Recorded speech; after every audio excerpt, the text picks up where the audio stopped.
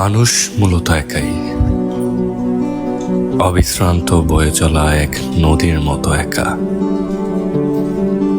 মানুষে মানুষে যতটুকু সম্পর্ক, বন্ধুত্ব, মায়া, ভালোবাসা সবটাই ক্ষণিকের।